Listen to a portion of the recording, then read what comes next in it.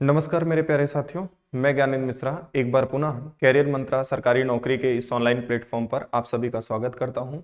दोस्तों, आज हम जानेंगे कि अपवर्तक क्या होते हैं एवं विभिन्न परीक्षाओं में इससे क्वेश्चंस कैसे बनते हैं। ठीक है, तो आइए स्टार्ट करते हैं और देखते हैं।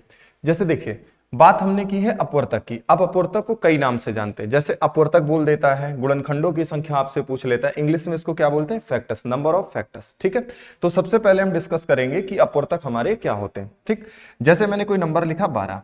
अब आप बताइए कि 12 को कौन कौन सी संख्याएं पूर्णतया विभाजित कर देंगे। तो आप बोलेंगे 12 सर 1 से कट जाएगा, 2 से कट जाएगा, 3 से कट जाएगा, 4 से कट जाएगा, फिर आप बोलेंगे 6 से, और 6 के बाद ये किससे कटेगा, 12 से। ठीक है, जैसे मैं कोई एक और नंबर ले लूं, जैसे मैंने लिया 18। आप बताइए 18 किन किन संख्याओं से पूर्णतया विभाज्य, मतलब किन किन संख्याओं से ये कट रहा होगा। तो 18 किससे कटेगा, आप बोलेंगे सर 1 से, फिर 2 से, और इसी के बाद ये 3 से भी कटेगा, 3 के बाद 6 से, 6 के बाद 9 से, और 9 के बाद 18 से।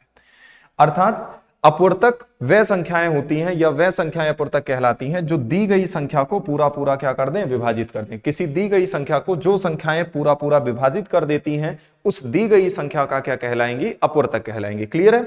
जैसे मैंने कोई नंबर उठाया है 12। अब 12 को कौन कौन सी संख्याएं काट रही, आप बोलेंगे सर 1, 2, 3, 4, 6, 12।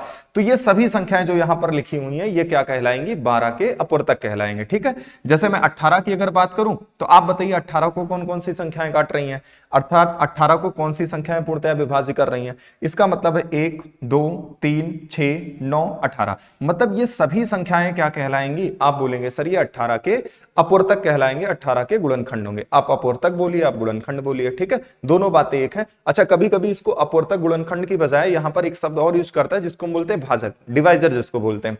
तो यहां पर ध्यान रखना, अपवर्तकों की संख्या पूछे तो भी यही समझना है, गुणनखंड बोले तो भी यही है, और अगर भाजक बोल रहे हैं तो भी उसका मतलब यही है। क्लियर है भाई। अब देखो, यहां से मुझे दो पैटर्न समझने, अब मैं वो पैटर्न बता रहा हूं, अब ध्यान से देखिएगा। जैसे कोई भी नंबर अगर आप लिखें, तो उसका जो सबसे छोटा अपवर्तक होता है वो क्या होता है, 1 होता है। अर्थात किसी भी संख्या का सबसे छोटा जो अपवर्तक होगा वो 1 होगा। ठीक है, तो यहां ध्यान रखिएगा, ये क्या होगा, सबसे छोटा अपवर्तक। क्लियर है भाई। सबसे छोटा अपवर्तक, कोई भी नंबर आप लेंगे उसका सबसे छोटा अपवर्तक क्या होगा, आप बोलेंगे सर 1 होगा। ठीक है, अब दूसरी बात क्या ध्यान रखनी है, किसी भी संख्या का सबसे बड़ा अपवर्तक वह संख्या स्वयं होगी। छोटे की अगर बात करेगा तो हमेशा ध्यान रखना 1 होगा, लेकिन अगर बड़े की बात करेगा तो वह संख्या स्वयं होगी। जैसे बताइए, मैं कह रहा हूं 12 को सबसे बड़ी संख्या बताओ जो 12 को पूर्णतया विभाज्य कर दे, तो सबसे बड़ी संख्या कौन सी होगी, 12। 12 के बाद क्या ऐसा कोई नंबर है जो 12 को पूर्णतया विभाज्य कर दे, तो मैथ्स में ऐसा कोई नंबर नहीं है जो 12 को पूरा पूरा क्या कर दे, विभाजित कर दे। बात समझ पा रहे हैं। इसका मतलब है कि 12 का सबसे बड़ा अपवर्तक क्या होगा, तो आप बोलेंगे सर 12 होगा।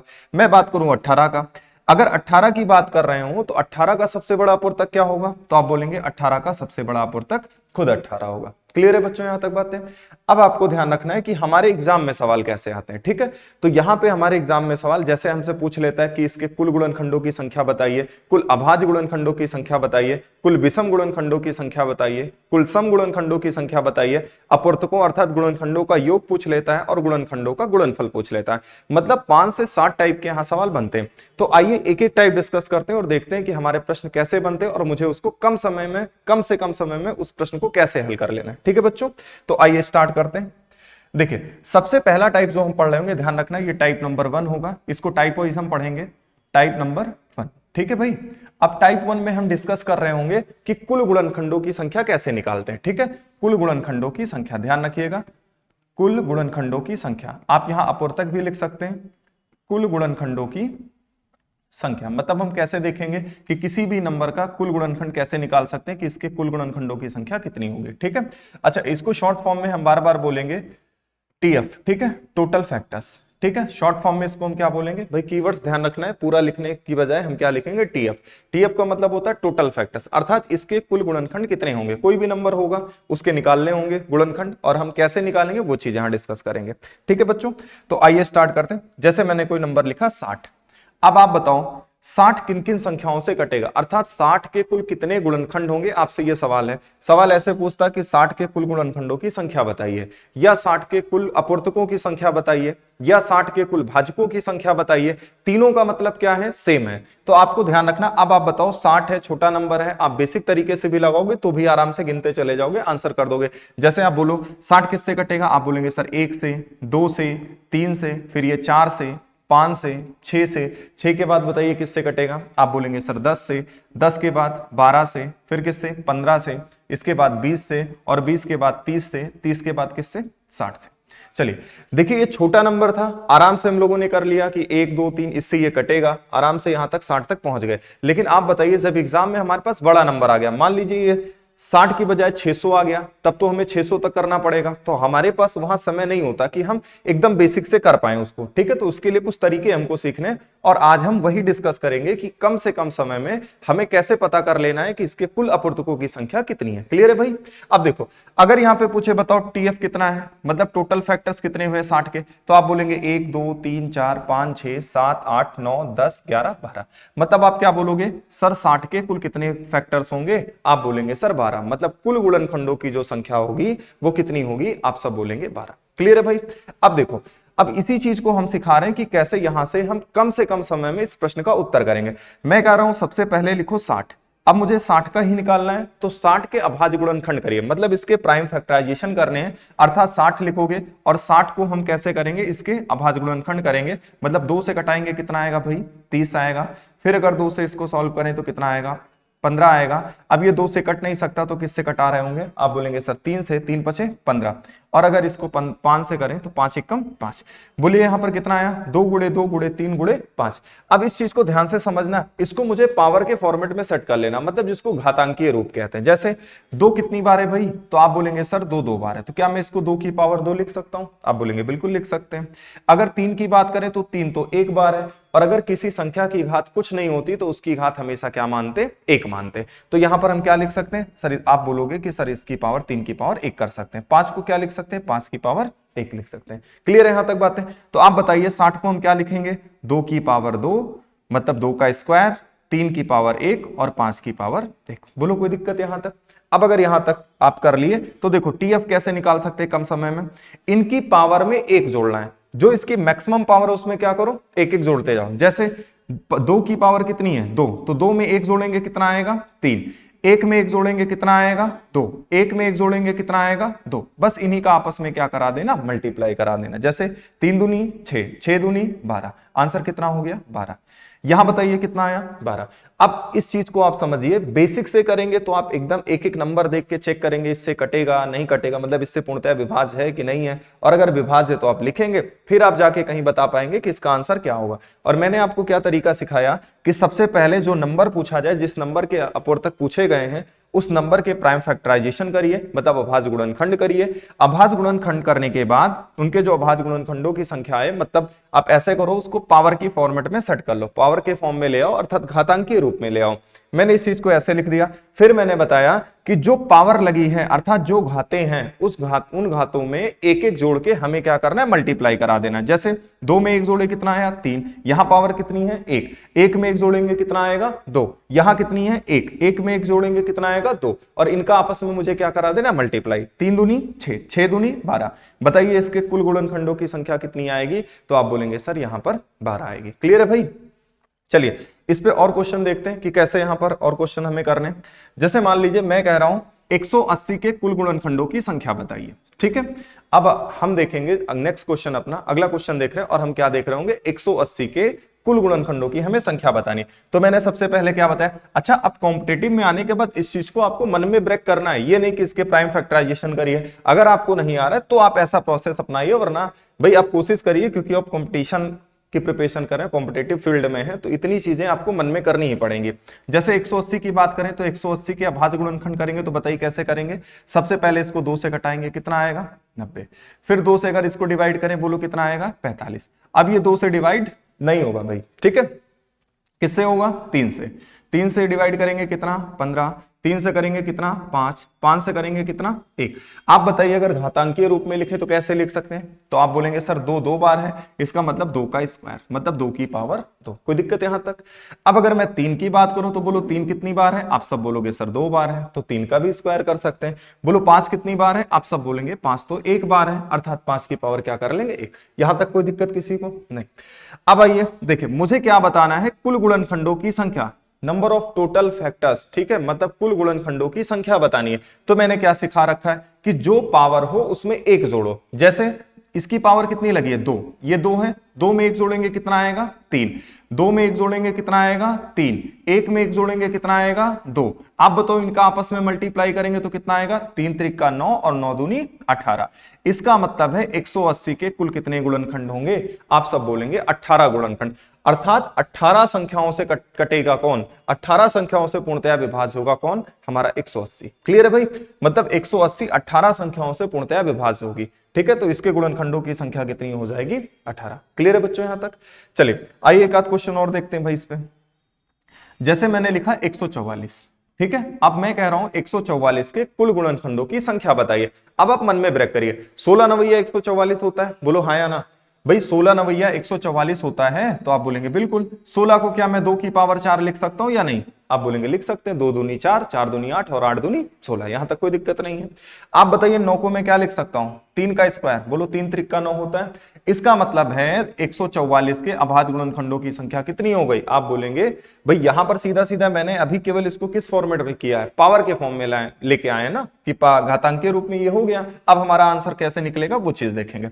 यहां पर हमने देखा कि सर 144 को हम क्या लिख सकते हैं? 2 की पावर 4 और गुणे 3 की पावर 2, ठीक है।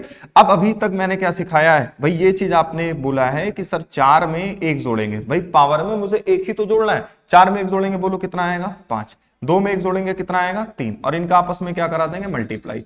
बोलो 144 के कुल कितने गुणनखंड होंगे? तो आप बोलेंगे 5 3 15, मतलब 15 संख्याओं से 144 क्या होगा? पूर्णतया विभाज्य होगा।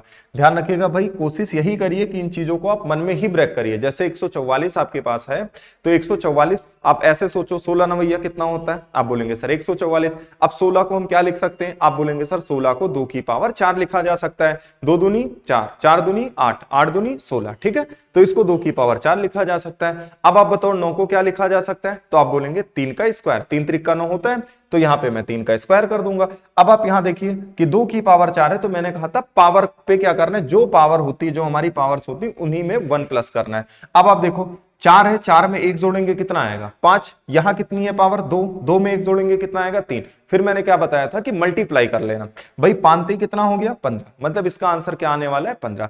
बोलो यहां तक कोई दिक्कत किसी को नहीं?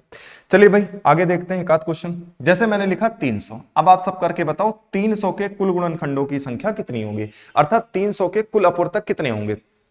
तो देखो इस चीज को कैसे करना, फिर वही प्रोसेस आपको अपनाना है। भाई कोशिश करो कि 300 को मन में ही ब्रेक करके आप बता दो कि इसको कैसे लिखना है, गुणनखंड इसके कैसे बनाने हैं। जैसे 2 से डिवाइड करेंगे बोलो कितना आएगा? आप बोलेंगे यहाँ पे 150। 2 से करेंगे बोलो कितना आएगा 75। बोलो क्या 2 से डिवाइड होगा? अब आप बोलेंगे नहीं होगा। मतलब किससे कटेगा भाई? आप बोलेंगे सर 3 से, और अगर 3 से कटाए तो बोलो कितना आएगा 25 नहीं 75। फिर ये 3 से तो अब डिवाइड होने वाला नहीं है, मतलब ये किससे कटेगा? तो आप बोलेंगे सर 5 से कटेगा, ठीक है। तो अगर 5 से कटेगा तो 5 25, फिर 5 से डिवाइड करेंगे कितना आएगा 1। क्लियर है भाई यहां तक? अब आप बताओ इसको पावर के फॉर्म में लेके आओ, पावर के फॉर्मेट में इसको करो, अर्थात घातांकीय रूप में इसको लिखना है। तो 2 की पावर कितनी है? आप बोलेंगे सर 2 की पावर 2, मतलब 2 का स्क्वायर। 3 एक बार है, इसका मतलब है 3 की पावर 1, और 5 कितनी बार है? 5 2 बार है, इसका मतलब है 5 का स्क्वायर। बोलो यहां तक कोई दिक्कत किसी को? अब आप एक बात बताइए, 2 का स्क्वायर है गुणे 3 का, 3 की पावर 1 है गुणे 5 की पावर 2, मतलब 5 का भी स्क्वायर है। मैंने क्या बताया था कि जो जो इनकी पावर होती है उसमें हमें क्या करना है? 1 जोड़ना है और आपस में मल्टीप्लाई कर लेना। 2 में 1 जोड़ोगे कितना आएगा भाई 3, 1 में 1 जोड़ोगे कितना आएगा 2, 2 में 1 जोड़ेंगे कितना आएगा 3। आप बताइए इसके कुल गुणनखंड कितने निकलेंगे? 3 दूनी 6 और 6 त्रिक कितना हो गया 18, मतलब 18 संख्याओं से 300 पूरा पूरा क्या होगा? विभाज्य होगा, ठीक है। अब यही आप सोचिए कि अगर हम बेसिक से कर रहे होते तो 300 तक मुझे नंबर चेक करने होते। 1 से कटेगा, 2 से कटेगा, 3 से कटेगा, 4 से कटेगा, फिर ऐसे 5 से 6 से ऐसे गिनते जाते और लास्ट में हमको कहां तक पहुंचना होता? 300 तक, मतलब इतना लंबा करना होता है। तो भाई एग्जाम में उतना समय नहीं होता, हमें कम से कम समय में प्रश्न का उत्तर हमें करना होगा, ठीक है। तो आशा करते हैं ये चीज आपको समझ में आई होगी। आइए कुछ बड़े नंबर ले लेते हैं और देखते हैं कि इसका उत्तर कैसे करना है। जैसे मैंने ले लिया 720, ठीक है भाई, 720 आप करके बताइए 720 का कैसे करेंगे। तो फिर आपको यही ध्यान रखना है कि 720 को ब्रेक करना आना चाहिए, कि 720 को तोड़ेंगे तो 2 गुणे 360 बना, फिर 360 2 गुणे 180 बन जाएगा, 180 टूटेगा 2 गुणे 90 बन जाएगा, 90 टूटेगा 2 गुणे 45 बन जाएगा, 45 टूटेगा भाई आप बोलेंगे 15 × 45, ठीक है। तो ऐसे ऐसे ब्रेक करना है। अब आप देखो यहां हम करके दिखा दे रहे हैं। वैसे देखो 720 है, अब आप बताओ 720 सबसे पहले किससे डिवाइड करेंगे, 2 से, ठीक है। कितना आएगा यहाँ पे 360, क्लियर है भाई। 2 से काटेंगे बोलो कितना आएगा 180, अगर फिर इसको 2 से डिवाइड करें कितना आएगा 90, 2 से यहां पर डिवाइड करें कितना आएगा 45। अब बताइए क्या ये 2 से डिवाइड होगा, आप बोलेंगे नहीं होगा। तो आप बताओ अगर ये 2 से नहीं होगा तो फिर किससे चेक करेंगे, आप बोलेंगे 3 से। अगर 3 से करेंगे तो बोलो कितना आएगा 15, ठीक है। फिर 3 से करेंगे कितना आएगा 5, और अगर 5 से करेंगे तो कितना आएगा 1। आप बताइए यहां 2 कितनी बार आया, 4 बार, तो 2 की पावर कितना हो गया 4, ठीक है। 3 कितनी बार आया है, आप बोलेंगे सर 3 आया है 2 बार, क्लियर है भाई यहां तक। 5 कितनी बार है, 5 एक ही बार है, इसका मतलब 5 की पावर 1। तो इस चीज को हम कैसे लिखेंगे, 2 की पावर 4 गुणे 3 का स्क्वायर, मतलब 3 की पावर 2 और 5 की पावर कितना 1। मैंने करने का तरीका क्या बताया था कि कैसे आपको टोटल फैक्टर निकालें, ये चीज आप ध्यान से समझिए भाई। पावर जो है उसमें बस 1 प्लस कर लो, अर्थात 1 जोड़ लो और इनका आपस में गुणा करा लो। 5 4 में 1 जोड़ेंगे कितना आएगा 5, 2 में 1 जोड़ेंगे कितना आएगा 3, 1 में 1 जोड़ेंगे कितना आएगा 2, 5 3 15, 15 दूना 30, मतलब 30 संख्याओं से कौन कटेगा 720। अर्थात 720 के कुल गुणनखंडों की जो संख्या होगी वो कितनी होगी, तो आप सब बोलोगे सर कितनी होगी 30। यहां पर कितनी होगी 30, क्लियर है भाई। मतलब 30 गुणनखंड इसके निकल के आएंगे। कोई डाउट यहां तक? चलिए अब देखते हैं यहीं से आगे टाइप नंबर 2 देख लेते हैं कि कैसे यहां पर। पहला तो हमने पढ़ा क्या कि कुल गुणनखंडों की संख्या मुझे कैसे निकालनी है, ठीक है। अब हम देखेंगे कुल अभाज्य गुणनखंडों की संख्या कैसे निकाली जाती है, तो यहीं से हम देखेंगे टाइप नंबर 2, ठीक है। चलिए टाइप नंबर 2 पे डिस्कस करते हैं। टाइप नंबर 2, इसमें हम देख रहे होंगे कुल अभाज्य गुणनखंड। अब इस बात को समझना भाई, अभाज्य क्या है ये मतलब आपको समझना पड़ेगा, ठीक है। कुल अभाज्य गुणनखंडों की संख्या, कुल अभाज्य गुणनखंडों की संख्या। चलिए अब देखिए इसको शॉर्ट फॉर्म में बोलेंगे टीपीएफ। क्या बोलेंगे टीपीएफ, मतलब टोटल प्राइम फैक्टर्स। क्या बोलेंगे टोटल प्राइम फैक्टर्स, ठीक है। चलिए डिस्कस करते हैं इस पे और कैसे इसको निकालते हैं। जैसे मैं बात करूं 60 के कुल कितने अभाज्य गुणनखंड है। देखो कुल गुणनखंड पूछेगा उसका मतलब अलग है, अभाज्य पूछेगा, अगर कुल अभाज्य पूछेगा तो उसका मतलब अलग है, ठीक है। तो अगर इसके कुल गुणनखंड पूछता तो मैंने पिछले अभी स्लाइड में आपको बता रखा है कि इसके कुल गुणनखंड कितने होते हैं, आप बोलेंगे सर 12 होते हैं। लेकिन अगर अभाज्य पूछेगा तो अभाज्य में आंसर हम 12 टिक नहीं करेंगे। क्यों नहीं करेंगे, उसके पीछे रीजन है। जैसे अब अभाज्य मुझे कैसे निकालना है, आप बोलोगे सर 60 के फिर वही चीज करने, जो प्रोसेस मैंने बता रखा है पिछले स्लाइड में हमने देखे वही प्रोसेस यहां भी भाई अप्लाई करना है। जैसे 2 से डिवाइड किया कितना आया 30, फिर 2 से करेंगे कितना आया 15, 3 से करेंगे बोलिए कितना आएगा 5, और 5 से करेंगे कितना आएगा 1। क्लियर है भाई। इस चीज को लिखें तो 2 की पावर 2 गुणे 3 की पावर 1 और गुणे 5 की पावर 1। क्लियर है भाई। अब ध्यान से यहां समझना है कि जब मुझे टीएफ पूछा जाए, टोटल फैक्टर्स, मतलब पिछले टाइप में अगर हम चले जाएं तो कुल गुणनखंड पूछे जाएं तो इनके पावर में एक एक जोड़ के आपस में क्या कराना है, गुणा कराना है। लेकिन अगर हम यहां बात करें तो यहां पर हम क्या पढ़ने वाले, कुल अभाज्य गुणनखंडों की संख्या, मतलब मुझे टीपीएफ पढ़ना है, टोटल प्राइम फैक्टर्स पढ़ने हैं। तो जब टीपीएफ निकाला जाएगा अर्थात टोटल प्राइम फैक्टर्स निकाला जाएगा तो इनके पावर में कुछ नहीं ऐड करना है, केवल इनकी पावर को उठा के ही केवल ऐड कर लो, वही हमारा क्या बना देगा, आंसर बना देगा। जैसे 2 + 1 + 1 बराबर उत्तर कितना हो जाएगा 2 1 3 3 1 4, मतलब इसके कुल अभाज्य गुणनखंड कितने होंगे, तो आप बोलेंगे 4। अर्थात 60 के कुल अभाज्य गुणनखंडों की संख्या कितनी होगी 60। लेकिन अगर आपसे पूछा जाए 60 के कुल कितने गुणनखंड होंगे, अभाज्य ना लगाए केवल कुल गुणनखंड पूछे तो कुल गुणनखंडों की संख्या 12, लेकिन अगर अभाज्य लग गया तो गुणनखंडों की संख्या कितनी हो जाएगी 4 हो जाएगी। क्लियर है भाई। पिछले में क्या था भाई, पिछले टाइप में हमने पढ़ा था जो पावर होती है पावर में एक एक जोड़ के आपस में क्या करा देते, मल्टीप्लाई कराते, मतलब गुणा करा देते हैं वहां पे, फिर हमें आंसर मिलता है। लेकिन जब हम टाइप 2 में आए तो हम पढ़ रहे हैं टीपीएफ। टीपीएफ का मतलब होता है टोटल प्राइम फैक्टर्स, ठीक है। जब अभाज्य वो बोल दे तो आपको पावर में कुछ नहीं करना, पावर को सीधा सीधा जो पावर है उसी को उठा के आपस में क्या करना है, घातों को जोड़ देना है, और जो हमारा आएगा वही हमारा क्या हो जाएगा, उत्तर हो जाएगा। क्लियर है? चलिए एक क्वेश्चन इस पे और देखते हैं। जैसे मैंने यहां लिखा 180, ठीक है। अब 180 में पीछे आपने कर रखा है, 180 की अगर बात करें तो देखिए 180 को कहां पे आपने किया है, मान लीजिए जैसे 180 को मैंने यहां कराया था, ठीक है। देखो 180 को क्या लिख सकते हैं, 2 की पावर 2, 3 की पावर 2, 5 की पावर 1, मतलब 2 की पावर 2, 3 की पावर 2 और 5 की पावर 1, ठीक है। आइए अब यहां पे देखते हैं, 2 की पावर क्या लिखना है, 2, 3 की पावर 2, 5 की पावर 1, और वैसे भी आप चेक कर लो, 5 3 15, 15 3 45, 45 दूना 90 और 90 दूना 180, ठीक है। अब आप बताइए टीएफ पूछा होता, कुल गुणनखंडों की संख्या पूछी गई होती, तो आप बोलते सर पावर में एक एक जोड़ के क्या कराना है, इनका गुणा कराना है। लेकिन हम तो आपसे पूछ रहे हैं टीपीएफ, क्या पूछ रहे हैं, टीपीएफ टोटल प्राइम फैक्टर्स। इसका मतलब है कि पावर में कुछ नहीं करना, हमें पावर्स को ही आपस में ऐड करना है। तो 2 + 2 और +1, 2 2 4, 4 1 5, मतलब इसके कुल अभाज्य गुणनखंडों की संख्या कितनी हो जाएगी, 5 हो जाएगी। क्लियर है भाई? तो आज जो हमने डिस्कस किया है वो 2 टाइप के क्वेश्चंस किए हैं। एक तो पहला हमने देखा है कि कैसे किसी भी संख्या के कुल गुणनखंडों की संख्या निकाल लेंगे, और कैसे किसी भी संख्या के कुल अभाज्य गुणनखंडों की संख्या फाइंड करते हैं, ठीक है। अब इसके आगे हम देखेंगे नेक्स्ट लेक्चर में कि कैसे किसी भी संख्या के सम गुणनखंडों की संख्या निकाल सकते हैं, विषम गुणनखंडों की संख्या कैसे निकालेंगे। आप देखोगे गुणनखंडों का योग हम कैसे निकाल सकते हैं, गुणनखंडों का गुणनफल कैसे निकाल सकते हैं, अर्थात प्रोडक्ट उनका कैसे फाइंड करते हैं। तो इसके लिए हम मिलेंगे नेक्स्ट वीडियो में। आज इतना ही रखते हैं। Thank you class.